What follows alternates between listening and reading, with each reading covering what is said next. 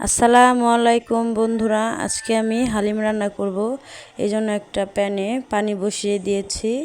তো পানিটা বোঝা যাচ্ছে না ক্যামেরাতে।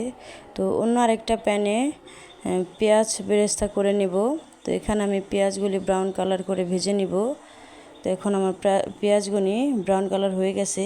তো সবগুলি উঠিয়ে রাখবো না, অর্ধেকটা রেখে দিব হাঁড়িতে আর অর্ধেকটা উঠিয়ে নিব বেরেস্তা করার জন্য, লাস্টে পরিবেশন করার জন্য। তো এখানে দেখুন আমার পানিটা বলক উঠে গেছে। তো এখন চুলাটা বন্ধ করে দিলাম। এখন এই গরম পানির ভিতরে 1 প্যাকেট হালিম মিক্স নিয়েছি। তো এই হালিম মিক্সটা এখন যে ডাল ছিল এই ডালটা ভিজিয়ে নিলাম গরম পানির ভিতরে। তো 15 মিনিটের মতো ভিজিয়ে রাখবো গরম পানিতে। আর এই ডালটা ভিজানোর সময় অনবরত নাড়াচাড়া দিতে হবে, নাড়াচাড়া বন্ধ করা যাবে না, তাহলে দোলা পাকিয়ে যাবে। তো এদিকে যে অর্ধেক পেঁয়াজ রেখেছিলাম হাঁড়িতে, তো এই হাঁড়িতেই আমি হালিমটা রান্না করব। তো এখানে আমি গরুর মাংস দিয়ে দিলাম তেলের ভিতরে। গরুর মাংসর সাথে একটু লবণ দিয়ে দিলাম। লবণটা দেওয়ার কারণে মাংস থেকে পানিটা তাড়াতাড়ি বের হয়ে আসবে এবং মাংসের ভিতরে লবণটা ঢুকবে। তো এখন মাংসটাকে আমি ভালোভাবে নাড়াচাড়া দিয়ে একটু কষিয়ে নিব। তো এই পর্যায়ে আমি এখন এখানে যে রাঁধুনি হালিম মিক্সের মশলা থাকে সেই মশলাটা দিয়ে দিলাম। আমি আর কোনো বাড়তি কোনো মশলা ইউজ করব না। হালিমের সাথে যে মশলাটা দেওয়া আছে সেটা ইউজ করব। তো এখানে আমি মশলাটা ভালোভাবে কষিয়ে নিব মাংসের সাথে।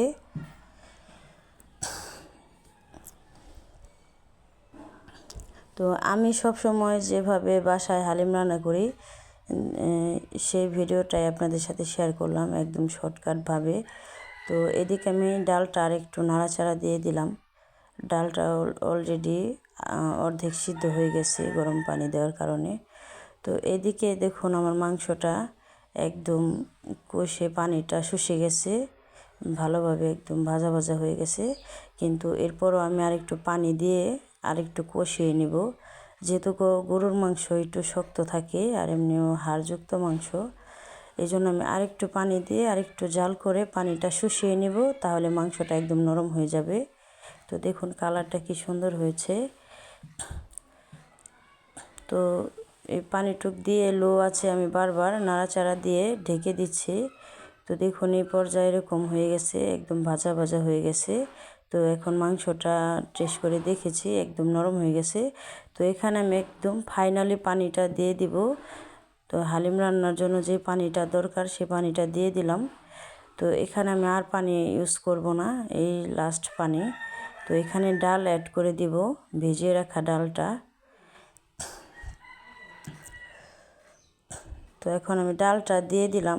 ডালটা দিয়ে একদম ঘন হওয়ার পর্যন্ত জাল করতে হবে। যতক্ষণ ঘন না হবে ততক্ষণ অনবরত নাড়াচাড়া দিতে হবে আর জাল করতে হবে।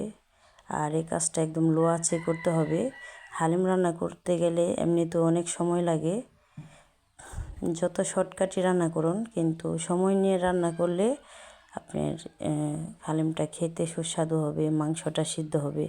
তো দেখুন আমার হালিম রান্নাটা হয়ে গেছে। এখন আমি পরিবেশন করে নেব। পরিবেশন করার জন্য এখানে নিয়েছি শসা কুচি, এখানে কাঁচামরিচ কুচি, এখানে আদা কুচি, আর এখানে লেবু ছোট ছোট করে কেটে নিয়েছি। এখানে আছে পেঁয়াজ বেরেস্তা। আমি কাঁচা পেঁয়াজটা খেতে ভালো লাগে না হালিমের সাথে, এই জন্য আমি ভাজা পেঁয়াজটা নিয়েছি। আর এখানে আছে বিট লবণ। তো অনেকে বিট লবণ দিয়ে হালিম খেতে পছন্দ করে, তো আমার ঘরে বিট লবণ ছিল, এই জন্য আমি দিয়ে দিলাম। তো এখানে আমি এক এক করে সব কিছু দিয়ে দিব, শসা, এরপর কাঁচামরিচ, আদা কুচি। আমার হালিমের সাথে আদা কুচিটা খেতে অনেক ভালো লাগে, আদার ফ্লেভারটা। তো এই জন্য আমি আদা কুচি করে নিয়েছি। আপনারা চাইলে আদাটা স্কিপও করতে পারেন। এখানে পেঁয়াজ বেরেস্তাটা দিয়ে দিলাম। তো এখানে এখন একটু ধনে পাতা হলে ভালো হতো, ধনে পাতাটা আমার ঘরে নেই, এই জন্য দিতে পারলাম না। তো ধন্যবাদ সবাইকে ভিডিওটি দেখার।